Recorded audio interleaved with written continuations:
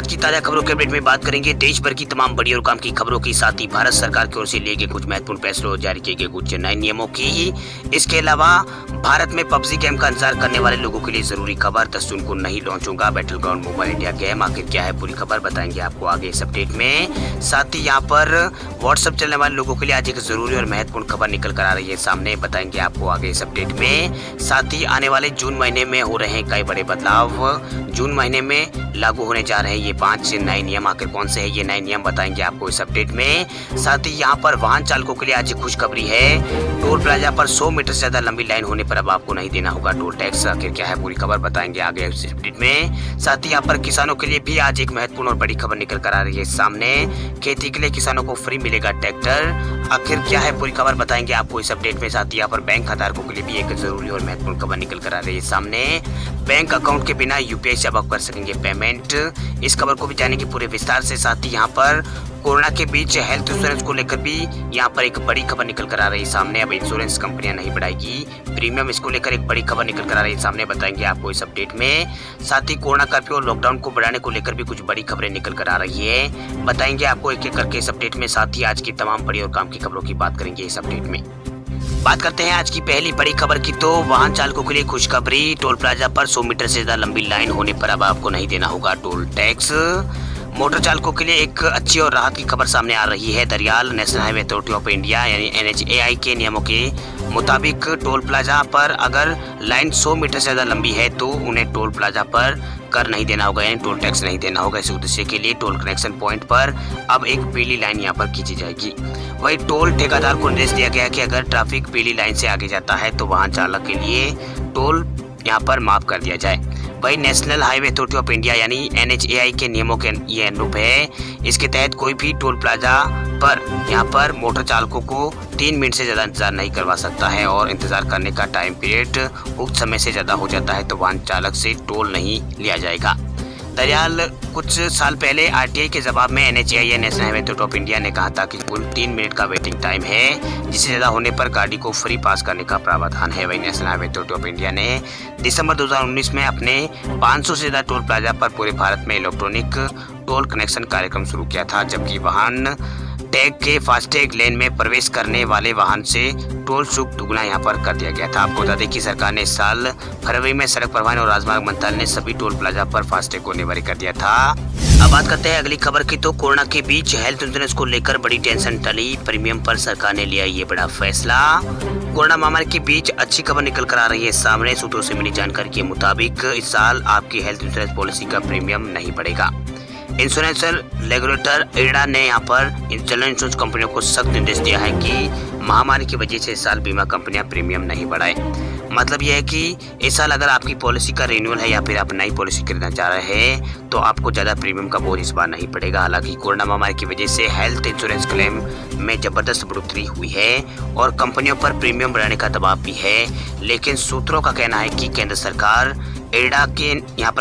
और IRDA ने premium बढ़ाने से साफ इनकार कर दिया है। बीमा कंपनियों को कहा है कि वे दूसरे सेक्टरों की तरह नुकसान उठाए या फिर मुनाफे वाले सेगमेंट से हेल्थ इंश्योरेंस के घाटे की भरपाई करें। इसके अलावा कोरोना से जुड़े प्रोडक्ट भी सभी बीमा कंपनियों को ऑनलाइन ऑफलाइन दोनों माध्यम से बेचना जरूरी होगा, क्योंकि कई कंपनियों ने बढ़ते क्लेम की वजह से कोरोना प्रोडक्ट्स की ऑनलाइन बिक्री बंद कर दी थी और प्रोडक्ट्स बेचने में दिलचस्पी यहाँ पर कंपनियां नहीं दिखा रही थी। लेकिन अब कंपनियों को हर दिन कोरोना प्रोडक्ट्स की बिक्री की जानकारी इंश्योरेंस रेगुलेटर IRDA के साथ साझा करनी होगी। अब बात करते हैं अगली खबर की, तो कोरोना काल में स्कूलों को खोलने को लेकर आ रही है बड़ी खबर हरियाणा से, जहाँ पर 9वीं से 12वीं तक के छात्रों के लिए 1 जून से खुलेंगे स्कूल। कोरोना के बढ़ते संक्रमण के बीच जहां एक तरफ फाइनल परीक्षाएं रद्द करने पर विचार चल रहा है, वहीं दूसरी ओर हरियाणा सरकार ने 1 जून 2021 से स्कूलों को खोलने का फैसला लिया है। हालांकि हरियाणा सरकार ने स्कूलों को खोलने की अनुमति सिर्फ 9वीं से लेकर 12वीं तक के छात्रों के लिए ली है। आपको बता दें कि कोविड-19 के कारण इस बार गर्मियों की छुट्टियां हरियाणा में समय से पहले शुरू कर दी गई थी। 31 मई को गर्मी की छुट्टियां समाप्त होने के बाद 1 जून से 9वीं से लेकर 12वीं तक की कक्षाएं हरियाणा के अंदर शुरू कर दी जाएगी, ये बात यहाँ पर कही गई है। इसे लेकर सरकार ने राज्य के सभी स्कूलों को 1 जून से खोले जाने के लिए जरूरी दिशा निर्देश और स्टैंडर्ड ऑपरेटिंग प्रोसीजर SOP यहाँ पर जारी कर दी है। वहीं हरियाणा सरकार द्वारा जारी दिशा निर्देशों का पालन करना सभी छात्रों और टीचरों और निरंतर स्टाफ अन्य स्टाफों के लिए आवश्यक होगा। वही स्कूलों को खोलने का आदेश जारी करने के साथ ही सरकार ने शिक्षकों से बेंच इंफ्रास्ट्रक्चर से संबंधित अन्य वितरण भी यहाँ पर मांगे हैं, जिससे ये तय हो सके कि छात्रों को कितनी दूरी पर बैठाया जा सके और नियमों के अनुसार एक ब्रांच पर एक साथ कितने छात्रों को बैठाया जा सकेगा। ये बात यहाँ पर इसका मतलब फैसला होगा। अब बात करते हैं अगली खबर की। तो आने वाले जून महीने में हो रहे हैं कई बदलाव। बैंकिंग से लेकर गोल्ड खरीदने तक आएंगे जून महीने में नए नियम। जून महीने में सबसे बड़ा बदलाव इनकम टैक्स रिटर्न को लेकर है।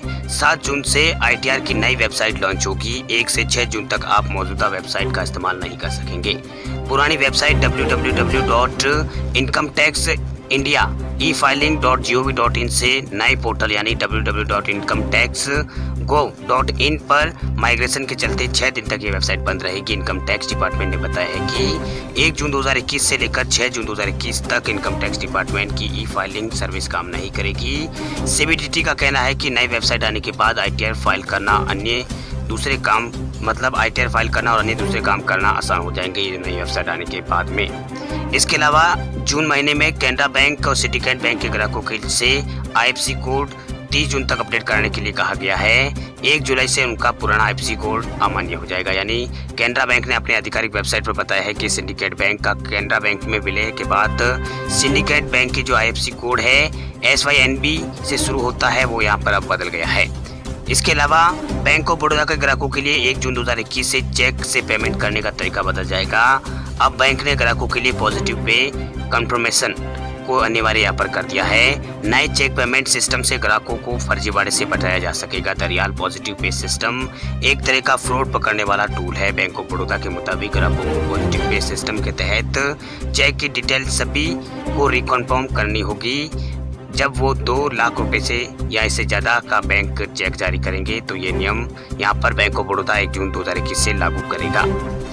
इसके अलावा ऑल मार्केटिंग कंपनियां महीने के आखिरी तारीख को LPG कीमतों की समीक्षा करती है। वही 1 जून को इनके रेट्स में बदलाव हो सकता है। LPG गैस सिलेंडर के दामों में बदलाव हो सकता है। फिलहाल 14 किलो और 200 ग्राम वाले LPG गैस सिलेंडर की कीमत 809 रुपये फिलहाल चल रही है दिल्ली के अंदर।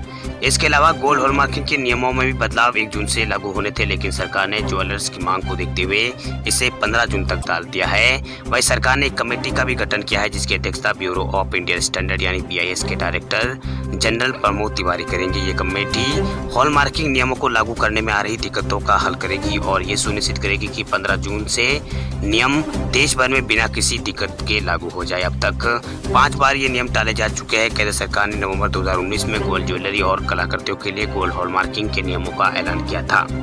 इन नियमों को जनवरी 2021 से पूरे देश में लागू किया जाना था। इसके अलावा 1 जून से गूगल स्टोरेज की पॉलिसी में बदलाव होगा। इसके बाद आप गूगल फोटोज में अनलिमिटेड फोटोज अपलोड नहीं कर सकेंगे।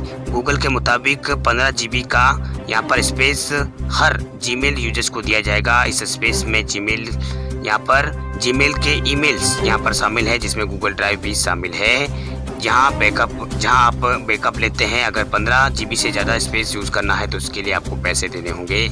ये नियम यहाँ पर जून में लागू होने वाला है। अब बात करते हैं अगली खबर की। तो PUBG गेम का भारत में इंतजार करने वाले लोगों के लिए जरूरी खबर। 10 जून को नहीं बल्कि इस तारीख को रिलीज होगा Battleground mobile India game. Battleground mobile India game Google play store पर रजिस्ट्रेशन के लिए उपलब्ध है। मतलब ये हुआ कि बैटल रॉयल गेम पिछले साल बैन किया गया था, जो अब भारत में वापसी के लिए पूरी तरह से तैयार है। वही क्रॉपटाउन को इस गेम की वापसी करने में 1 साल का ज़्यादा समय यहाँ पर लग गया है, लेकिन ऑफिशियल ऐलान के बाद अब कंपनी इसमें तेजी कर रही है। पहले ये कहा जा रहा था कि इस गेम को 10 जून को भारत में लॉन्च किया जाएगा, लेकिन अब ये कहा जा रहा है कि ये गेम भारत में जून महीने के तीसरे सप्ताह में लॉन्च होगा। वही घातक नाम से एक मशहूर अभिजीत आंद्रे ने ट्वीट करके कहा है कि बैटलग्राउंड मोबाइल इंडिया को अगले महीने के तीसरे हफ्ते में लॉन्च किया जाएगा। फिलहाल इसका यहाँ पर इंतजार लोग कर रहे हैं। हम फिलहाल जून 13 से जून 19 के बीच तारीख देख रहे हैं। घातक टीम सोलोमेट के कोच है और उनका खुद का यूट्यूब चैनल है। कुछ रिपोर्ट में ये पता चला है कि बैटलग्राउंड मोबाइल इंडिया को 18 जून को लॉन्च किया जा सकता है। यह तारीख इसलिए भी नामुमकिन हो सकती है क्योंकि इस तारीख को पिछले महीने प्री रजिस्ट्रेशन की शुरुआत यहाँ पर हुई थी। वह रिलीज को लेकर क्रॉपटाउन का ऐलान अभी बाकी है, लेकिन दोनों एंड्रॉयड और iOS यूजर्स को बैटलग्राउंड मोबाइल इंडिया मिलेगा। गेम फिलहाल इसलिए भी विवादों में है क्योंकि हाल में ही यहाँ पर PC घाट पश्चिम विधानसभा क्षेत्र अरुणाचल प्रदेश के एक विधायक और पूर्व सांसद ने प्रधानमंत्री को एक पत्र लिखकर क्रॉकडाउन की आगामी पेशकश और यहाँ पर बैटलग्राउंड मोबाइल इंडिया के जो बैटलग्राउंड मोबाइल इंडिया पर प्रतिबंध लगाने का अनुरोध किया था, क्योंकि उनका मानना था कि ये चीन की तरफ से यहाँ पर किया जा रहा धोखा है। अब बात करते हैं अगली खबर की। तो किसानों के लिए खुशखबरी, खेती के लिए फ्री मिलेगा अब ट्रैक्टर। खेती करने वाले किसानों के लिए खुशखबरी है। Tractors and farm income payment limited यानी TFE ने तमिलनाडु में किसानों के लिए फ्री रिटेल स्कीम के तहत 16,500 ट्रैक्टर उपलब्ध कराने की घोषणा की है। कंपनी ने कहा है कि वह कोविड-19 राहत कार्यों के तहत 2 करोड़ या इससे कम कृषि जमीन वाले किसानों को स्वयं की खेती के लिए ट्रैक्टर मुफ्त किराए पर उपलब्ध कराएगी। कंपनी की इस स्कीम से लगभग 50,000 किसानों को लाभ होगा और इससे लगभग 1,20,000 एकड़ जमीन को कवर यहाँ पर किया जा सकेगा। वही कंपनी ने अपने एक बयान में कहा है कि टैप ओपन 16,500 मिस यहाँ पर मेसी जो ट्रैक्टर होता है मेसी और आइसर को 2 एकड़ या कम यहाँ पर इससे कम कृषि जमीन वाले छोटे किसानों को उपलब्ध ये कंपनी करवाएगी। चलिए बात करते हैं अगली खबर की। तो सरकार ने व्हाट्सएप यूजर्स को दिया है भरोसा, सोशल मीडिया के नए नियमों से डरने की नहीं है जरूरत। व्हाट्सएप ने हाल में ही सरकार के डिजिटल रूल्स यानी नए IT नियमों को लेकर दिल्ली हाईकोर्ट में मुकदमा दर्ज करवाया है और इंस्टेंट मैसेजिंग प्लेटफॉर्म ने दावा किया है कि नए नियम कंपनी द्वारा यूजर्स को दिए जा रहे एंड टू एंड एन्क्रिप्शन में दखल देते हैं। इसका जवाब देते हुए सरकार ने कहा है कि वो लोगों की निजता का अधिकार का सम्मान करती है, उनका प्लान इसका उल्लंघन करने का नहीं है। वही इलेक्ट्रॉनिक और IT मिनिस्टर रविशंकर प्रसाद ने इस मामले में प्रतिक्रिया देते हुए कहा है कि सरकार लोगों की प्राइवेसी का पूरा तरह से सम्मान करती है।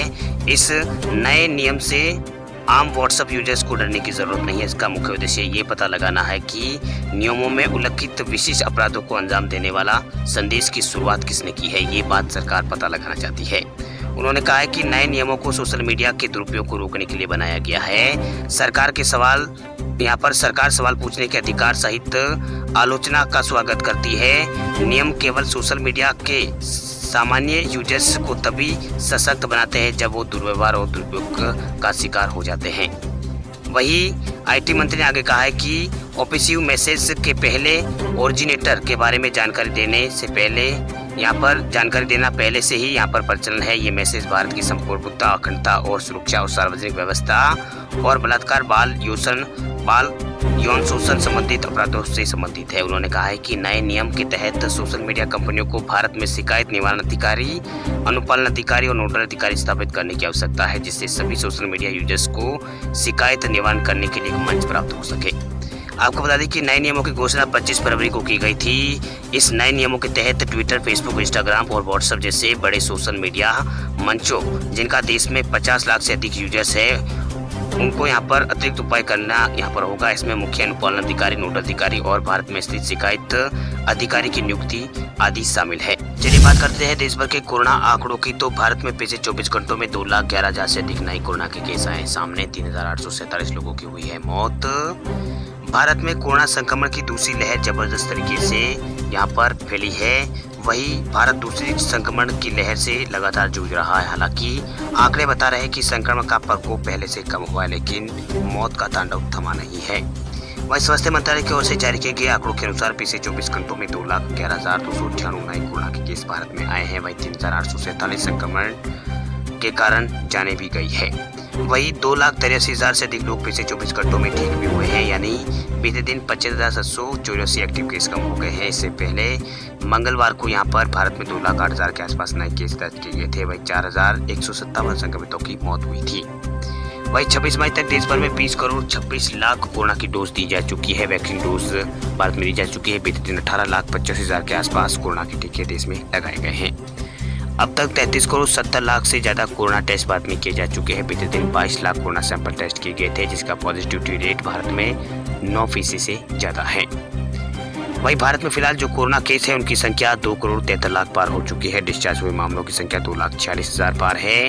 वहीं कुल एक्टिव केस भारत में 24 लाख के आसपास बचे हैं। वहीं मौतों की बात करें तो भारत में 3,15,000 के आसपास मौतें हो चुकी है कोरोना के कारण। वहीं देश में मृत्यु दर 1.15% है, जबकि रिकवरी रेट भारत में यहाँ पर 79% से ज़्यादा है और एक्टिव केस बढ़कर भारत में 10% से कम हो गए हैं। वही एक्टिव केसों के मामले में दुनिया में भारत का दूसरा स्थान है। वह कोरोना संक्रमितों के हिसाब से भारत दुनिया का दूसरा सबसे प्रभावित देश है।